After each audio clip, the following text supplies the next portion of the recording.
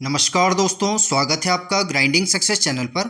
दोस्तों, आज इस वीडियो में हम भारतीय नागरिक सुरक्षा संहिता यानी BNSS को पढ़ रहे हैं, जिसमें हम जमानत यानी बेल के संबंध में आज पढ़ेंगे, जिसे भारतीय नागरिक सुरक्षा संहिता के अध्याय 35 में जिसके संबंध में बात की गई है, जमानत बेल के संबंध में। तो दोस्तों, आज इस वीडियो में हम बेल के बारे में पढ़ेंगे कि जमानत क्या होती है।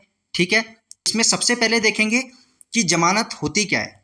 तो इसमें सबसे पहले देखते हैं कि जमानत की परिभाषा क्या है, जमानत किसे कहते हैं, बेल किसे कहते हैं। तो जमानत वह प्रक्रिया है जिसके द्वारा किसी आरोपी व्यक्ति को न्यायालय या सक्षम प्राधिकारी द्वारा इस शर्त पर अस्थायी रूप से मुक्त किया जाता है कि वह जांच, विचारण यानी ट्रायल अथवा अन्य कार्रवाई के दौरान आवश्यकता अनुसार उपस्थित रहेगा। तो ये हो गई दोस्तों बेल की परिभाषा। तो जमानत क्या है? जमानत वह प्रक्रिया है जिसके द्वारा किसी आरोपी व्यक्ति को न्यायालय, कोर्ट या किसी सक्षम प्राधिकारी यानी कॉम्पिटेंट अथॉरिटी द्वारा इस शर्त पर अस्थायी रूप से यानी टेम्पररी बेसिस पे मुक्त किया जाता है कि वह जो है जांच, विचारण, जो भी ट्रायल है अथवा अन्य कार्रवाई के दौरान जो है आवश्यकता अनुसार वहां पे उपस्थित रहेगा। ठीक है, तो ये तो हो गई सिंपली बेल की परिभाषा। अब दोस्तों जानते हैं कि बेल का उद्देश्य क्या है, जमानत का उद्देश्य क्या है। जमानत का उद्देश्य यानी पर्पस ऑफ बेल। तो जमानत का उद्देश्य क्या है? सबसे पहला है इसमें व्यक्तिगत स्वतंत्रता की रक्षा करना, अभियुक्त की न्यायालय में उपस्थिति सुनिश्चित करना, अनावश्यक रूप से किसी को कारावास से बचाना, न्याय और स्वतंत्रता के बीच एक संतुलन स्थापित करना। तो दोस्तों ये कुछ मुख्य उद्देश्य हैं जमानत के यानी पर्पस ऑफ बेल। तो दोस्तों जैसे इसमें बोला गया है, जैसे व्यक्तिगत स्वतंत्रता की रक्षा करना, जैसे हमारे भारतीय संविधान के आर्टिकल 21 अनुच्छेद 21 में भी बात की गई है प्राण और दैहिक स्वतंत्रता के संबंध में। तो इसमें किसी भी व्यक्ति की स्वतंत्रता जो है बहुत महत्वपूर्ण है, मायने रखती है। यानी जब तक आरोप साबित ना हो जाए तो किसी को भी जेल में रखना इस अधिकार का जो है उल्लंघन माना जा सकता है। दूसरा है दोस्तों इसमें अभियुक्त की न्यायालय में उपस्थिति सुनिश्चित करना। यानी जमानत का एक मुख्य उद्देश्य यह है कि वो गारंटी ले रहा है कि अभियुक्त जो है, आरोपी जिसपे आरोप लगा है, वह मुकदमे की सुनवाई और जांच के दौरान यानी ट्रायल के दौरान और इंक्वायरी के दौरान वह भागेगा नहीं और समय पर, जिस समय उसे अदालत में उपस्थित होने के लिए कहा जाए, वह अदालत में उपस्थित रहेगा। ठीक है, अनावश्यक कारावास से बचाना। अनावश्यक यानी यदि कोई बहुत गंभीर अपराधी नहीं है, यानी मान लो किसी ने कोई गंभीर अपराध नहीं किया है, तो अंडर ट्रायल के रूप में उस व्यक्ति को जो है महीनों या कई दिनों तक जेल में रखने से उसे बचाने के लिए जमानत दी जाती है इस संबंध में। तो अनावश्यक कारावास से उसको बचाना और न्याय और स्वतंत्रता के बीच जो है एक संतुलन स्थापित करना। जैसे एक तरफ समाज की सुरक्षा, जिससे जो है आरोपी, यदि आरोपी को बेल मिल जाए तो वो सबूतों से छेड़छाड़ न करे या जो भी गवाह है उनको किसी भी तरह से प्रभावित न करे। पहला तो इसमें ये हो गया। और दूसरा कि आरोपी के जो व्यक्तिगत अधिकार है उनके बीच जो है संतुलन बनाने का काम जो है ये करती है जमानत। तो जमानत का उद्देश्य ये है किसी की व्यक्तिगत स्वतंत्रता की रक्षा करना, अभियुक्त की न्यायालय में उपस्थिति सुनिश्चित करना, अनावश्यक कारावास से किसी को भी बचाना और न्याय और स्वतंत्रता के बीच जो एक संतुलन है, एक संतुलन इनके बीच स्थापित करना, न्याय और स्वतंत्रता के बीच। ठीक है, तो ये जमानत के प्रमुख उद्देश्य हैं। अब है दोस्तों जमानत के प्रकार।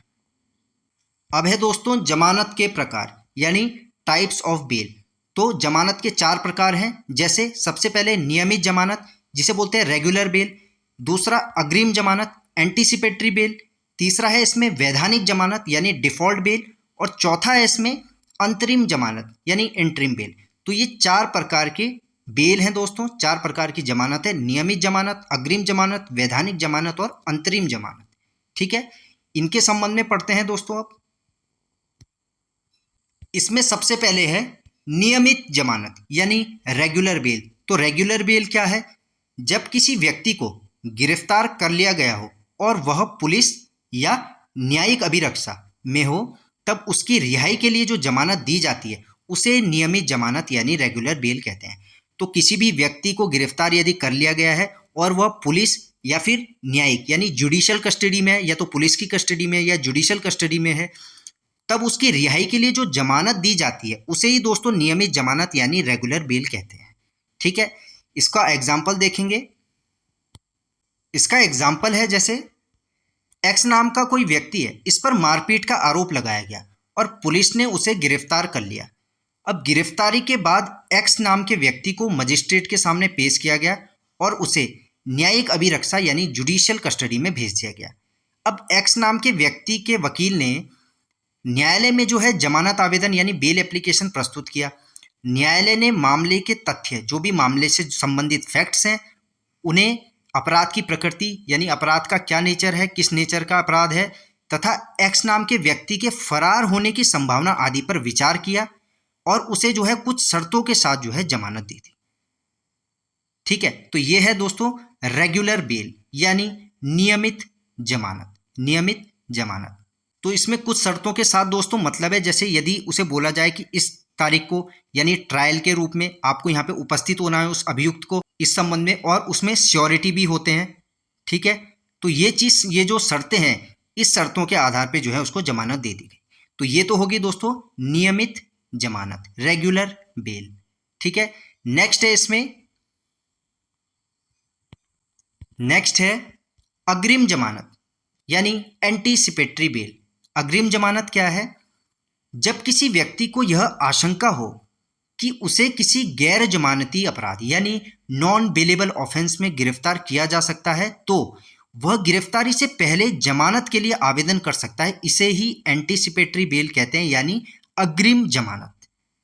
ठीक है, तो इसमें बोला गया है दोस्तों, जब किसी व्यक्ति को यह आशंका हो, जब उसे ये शक हो, उसे ये आशंका हो, उसके मन में डाउट है कि उसे जो है किसी गैर जमानती अपराध यानी नॉन बेलेबल ऑफेंस में जो है गिरफ्तार किया जा सकता है, तो वह जो व्यक्ति है वह गिरफ्तारी से पहले ही जमानत के लिए आवेदन कर सकता है और इसे ही एंटीसिपेटरी बेल कहते हैं यानी अग्रिम जमानत।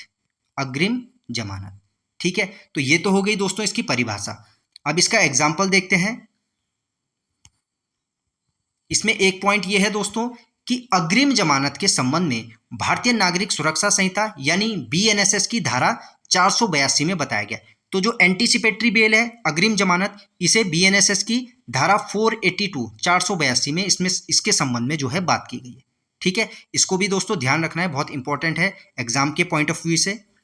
नेक्स्ट है इसमें अग्रिम जमानत, जो एंटीसिपेटरी बेल है, इसे देने का अधिकार सेशन कोर्ट और हाई कोर्ट को है।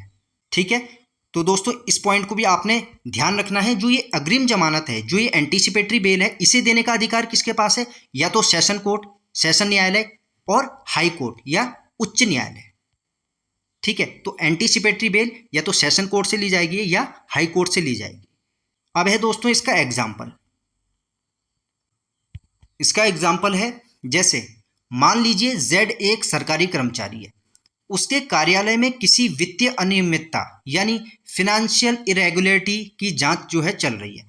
अब जेड को विश्वसनीय सूत्र से जो है पता चलता है कि उसके विरुद्ध एक गैर जमानती अपराध यानी नॉन बेलेबल ऑफेंस का जो है मामला दर्ज किया जा सकता है और पुलिस जो है उसे गिरफ्तार कर सकती है। अब जेड का कहना है कि वह निर्दोष है और उसे झूठा फंसाया जा रहा है। गिरफ्तारी की आशंका के कारण जो है वह धारा 482 बीएनएसएस के अंतर्गत सत्र न्यायालय यानी सेशन कोर्ट या उच्च न्यायालय हाई कोर्ट में अग्रिम जमानत के लिए आवेदन कर सकता है। जैसे दोस्तों हमने ऊपर देखा था, जो एंटीसिपेटरी बेल है, जो अग्रिम जमानत है, या तो वह सेशन कोर्ट यानी सत्र न्यायालय से ली जाएगी या हाई कोर्ट से ली जाएगी। तो उसके लिए जमानत के लिए आवेदन जो है हाई कोर्ट या सेशन कोर्ट में करना होता है। ठीक है, तो जेड नाम का एक सरकारी कर्मचारी है। अब उसके कार्यालय में जो है वित्तीय अनियमितता यानी फाइनेंशियल इरेगुलरिटी की जो है जांच चल रही है। अब जेड को कहीं से पता चल जाता है विश्वसनीय सूत्रों से कि उसके विरुद्ध जो है, उसके खिलाफ कोई गैर जमानती अपराध यानी नॉन बेलेबल ऑफेंस का जो है मामला दर्ज किया जा सकता है और उसे पुलिस जो है किसी भी समय गिरफ्तार कर सकती है। अब जेड का कहना है कि वह निर्दोष है और उसे झूठा फंसाया जा रहा है। अब गिरफ्तारी की जो आशंका है उसके मन में, इस आशंका के कारण वह जो है धारा 482 बीएनएसएस के अंतर्गत सत्र न्यायालय, सेशन कोर्ट या उच्च न्यायालय हाई कोर्ट में अग्रिम जमानत के लिए, एंटीसिपेटरी बेल के लिए जो है आवेदन करता है। तो ये तो हो गया दोस्तों इसका एग्जाम्पल। ठीक है, एंटीसिपेटरी बेल, अग्रिम जमानत। नेक्स्ट है दोस्तों, नेक्स्ट है वैधानिक जमानत यानी डिफॉल्ट बेल। तो डिफॉल्ट बेल क्या है? इसकी परिभाषा है, जब पुलिस निर्धारित वैधानिक अवधि के भीतर अन्वेषण पूरा करके आरोप पत्र जो है प्रस्तुत नहीं कर पाती, तब आरोपी को जमानत पाने का अधिकार प्राप्त हो जाता है। इसे डिफॉल्ट बेल या स्टैट्यूटरी बेल कहते हैं। ठीक है, तो ये हो गई दोस्तों वैधानिक जमानत यानी डिफॉल्ट बेल की परिभाषा, इसकी डेफिनेशन।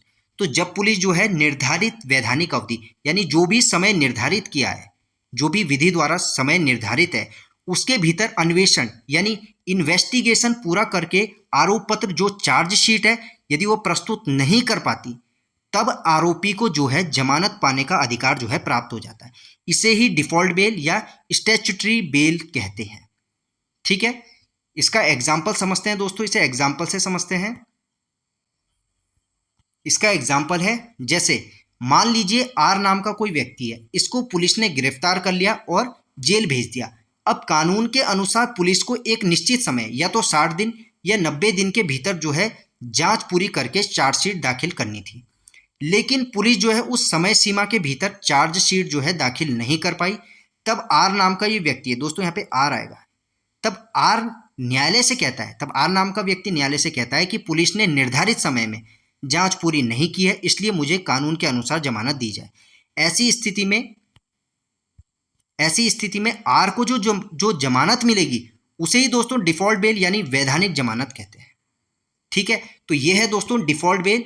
जैसे आर नाम कोई व्यक्ति है, उसे पुलिस ने गिरफ्तार कर लिया और जेल भेज दिया। अब कानून के अनुसार जो है पुलिस को एक निश्चित समय, एक सर्टेन टाइम पीरियड है कि इतने समय में जो है, एक निश्चित समय में या तो 60 दिन या 90 दिन के भीतर जो है जांच पूरी करके जो चार्जशीट है, जो आरोप पत्र है, उसे दाखिल करना है।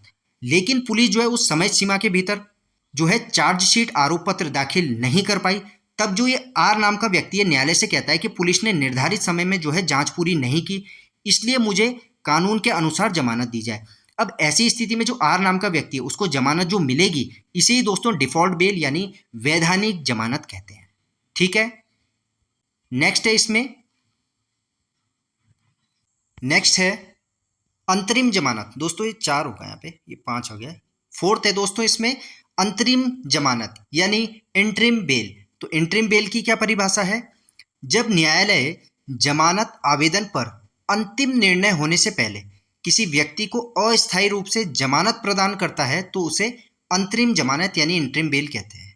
ठीक है, तो दोस्तों जब न्यायालय, जब जो कोर्ट है जमानत आवेदन पर अंतिम निर्णय होने से पहले किसी व्यक्ति को जो स्थायी रूप से यानी टेम्पररी बेसिस पे जो जमानत प्रदान करता है उसे ही दोस्तों अंतरिम जमानत यानी इंटरिम बेल कहते हैं।